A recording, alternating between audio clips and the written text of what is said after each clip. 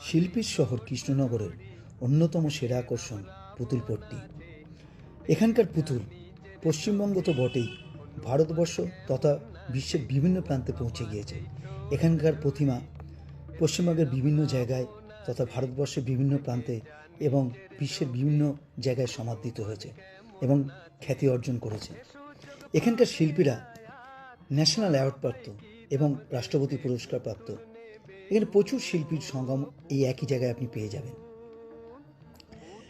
এখানে যেতে গেলে আপনি কৃষ্ণনগর স্টেশনে নেবে বাস, অটো, টোটোতে করে সামান্য সময়ের মধ্যেই পুতুলপট্টিতে পৌঁছে যেতে পারবেন।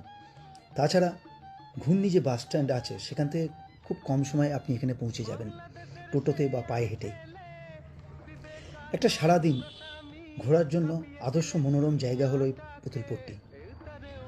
আসন্ন শীতকালে পরিবার নিয়ে আপনি সহজেই এখানে আসতে পারেন এবং একটা বেলা এখানে কাটিয়েই যেতে পারেন। পুরোপুরি দোকানগুলো ঘুরে দেখতে আপনার 2 দিন সময় লাগবে। রাতের পুতুলপট্টি তো অসাধারণ। এখানকার মাটির কাজ, মোমের কাজ এবং ফাইবারের কাজ তথা পাথরের কাজগুলো, পুতুল যেসবগুলো বানানো আছে তা আপনাকে মুগ্ধ করবে। বর্তমানে এখানকার শিল্পীরা ন্যায্য প্রাপ্য না পাওয়ার জন্য ফাইবার কাজ বা অন্য পেশায় চলে যাচ্ছেন, কিন্তু আমি আশা করব তারা যতটা সম্ভব পারবেন এই পেশায় থাকবেন, নাহলে এই শিল্পটাই লুপ্ত হয়ে যাবে। এক একটি দোকানে গেলে আপনার চোখ ভরে যাবে সব পুতুল দেখতে দেখতে, কোনটা ছেড়ে কোনটা দেখবেন।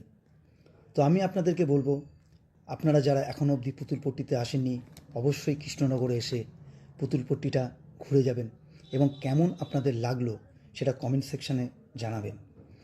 আর যারা অলরেডি ঘুরে গিয়েছেন তারাও একটু জানাবেন যে আমি ঠিক বললাম না ভুল বললাম।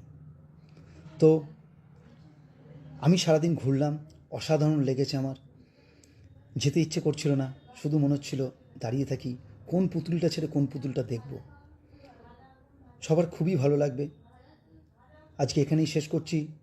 সবাই ভালো থাকবেন, সুস্থ থাকবেন, আনন্দে থাকবেন, নিজের খেয়াল রাখবেন, পরিবারের খেয়াল রাখবেন।